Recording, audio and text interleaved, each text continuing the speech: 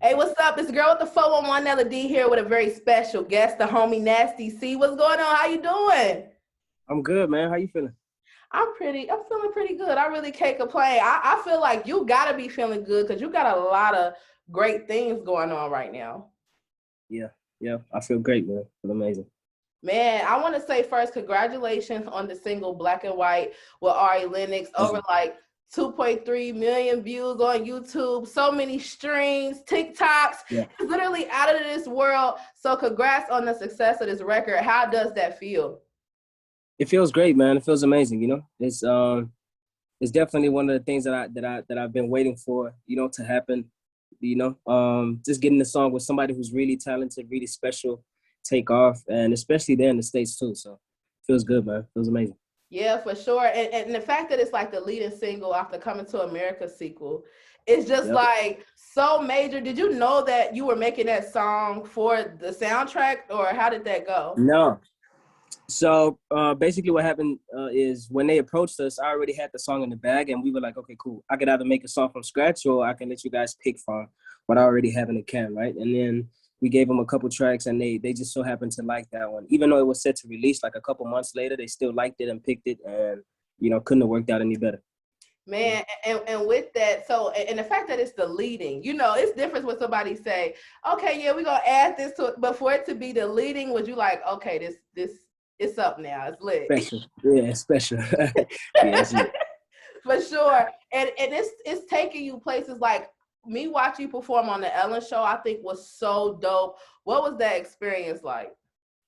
It was one of those things that I always wanted to do. I think every artist wants to perform on Ellen, every single artist. The only downside to it is that I just didn't do it in the actual studio, like in the actual Ellen studios, but we'll just chalk that up to COVID. But it's a blessing nonetheless, man. Definitely a dream come true, definitely. Yeah. And COVID, COVID, tried to ruin some stuff, but I feel like you still had a good 2020 regardless of COVID. Yeah. We made plans around it. Yeah. So how was that adjusting to COVID though? Were you in the States or were you at home? Nah. So I was at home the whole time. But basically what we did is we bought a lot of like camera equipment, lights and stuff like that, just so I'd be able to create content and still be able to do shows even from the house or from like a studio. So we kind of prepared ourselves for it like 14 days before lockdown even began, Yeah. And then obviously because I was just like, I was born into the era of the internet, so we just kind of utilized that whole digital space, staying in touch with my fans and stuff like that. So we managed, man. We managed, but it was definitely hard though. I'm not gonna lie. Yeah. And now I know Yeah, it you're was from hard. South Africa. So I kind of want to speak like, what is it like growing up? What was it like growing up in South Africa? It was a cool, ordinary upbringing, man. Nothing too bizarre, nothing too crazy. I was just a normal kid, went to school, went to church, fell in love with music at the age of 9. So I've just been zoned in and like tapped in ever since. My life has really just been around music since I was a kid. Yeah, because I read like you was putting out mixtapes at like 14, right? Yeah. Like you in the studio dropping some hot music at 14. No, it was garbage at the time. I was proud of it, but now when I listen back to it, I just cringe, man. I can't even help it. Man. But I'm glad I started early, though. Yeah, for sure. Cause you get better with time. Nobody expected you to be the hottest on the block at 14 per se, but you always get better with time, like as it go. And so, like, who were some of your musical influences? What rappers did you look up to at 14 to be like, man, I want to make a song like this? Like, My main influence, like off the jump, was T.I. That's the guy that made me want to start rapping, period, or even pay attention to music at all. Like he's the guy. And then I started obsessing over Wayne and just like the whole Young Money crew, Slaughterhouse, like Joel Ortiz, Joe Budden, Crooked Eye, Eminem, Busta Rhymes, T-Pain.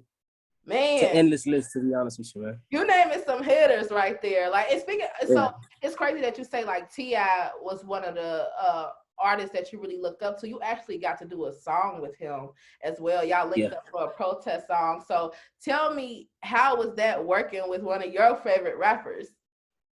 It was surreal, man. It was a full circle moment.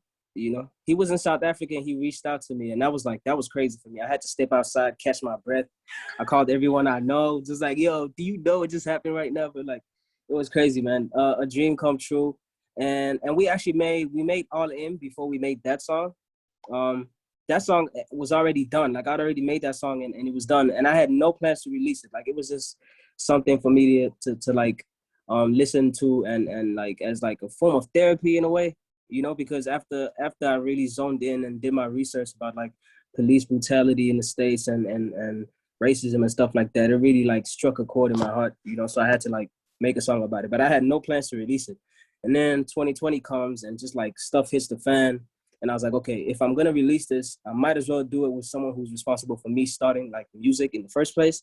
And also just somebody who's not afraid to put his stardom aside and address the real issues that are going on, you know? And I was like, he's the perfect guy. And we did it, man. Nah, for sure. And that's super dope. Yeah. That's something that's inspiring where you like, man, I'm actually getting to meet. I'm actually make music with artists that I looked up to. That's when you like, it's starting to kind of click like, oh, this is for real. Yeah. This is crazy. For real. So I also know, I thought it was so cool that you got to do the NPR Tiny Desk performance, because I think those performances are so dope. So how was it doing that? Another dream come true.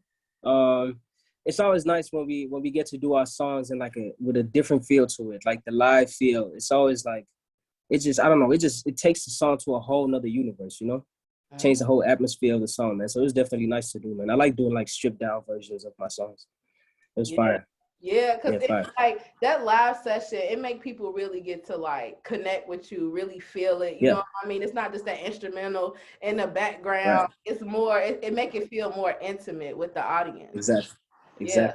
So I rock with it for sure. So besides, you know, having this super hit single, Black and White, and everything like that, even in 2020, you made your first acting debut on Netflix. How was that? Yeah. It was an experience for sure. I was nervous. I tried to act like I wasn't nervous, but I was nervous. I was freaking out the whole time. And even though it was like a very short scene, it was definitely like a dream come true. I've always wanted to be a part of a movie. Like I'm obsessed with like movies, documentaries, series, and all that type of stuff. So being a part of something like that, and especially for Netflix, was fire, man. Definitely a dream come true.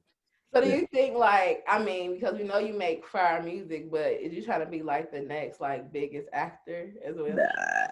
Nah, it's not my world. I respect it enough to say, you know what, like I'm gonna love it and appreciate it from afar. Like it's not my food. Say nah, you don't think no more movies coming up or nothing. So nah. For sure. So look, what else can we expect from Nasty C out of 2021? More music, more fire music, man, especially with like acts from like the States, in Germany, in London, here in Africa. I'm doing a lot of collabs this year. Like I'm going crazy with the collabs. So definitely a lot of music from me, a lot more content, a lot of videos and stuff like that. Yeah, a lot of exciting new stuff. Man, you know what? I'm gonna be rooting right here. I'm all the way in Cincinnati, Ohio, in the States. So I'm definitely gonna be rooting for you. Wish you the best. And like I said, congrats again on the success of this record. Like it's so dope. I'm so glad to see. You feel me? You working hard. So everything you got coming is deserved. You putting the work in. Thank you. I appreciate you, man.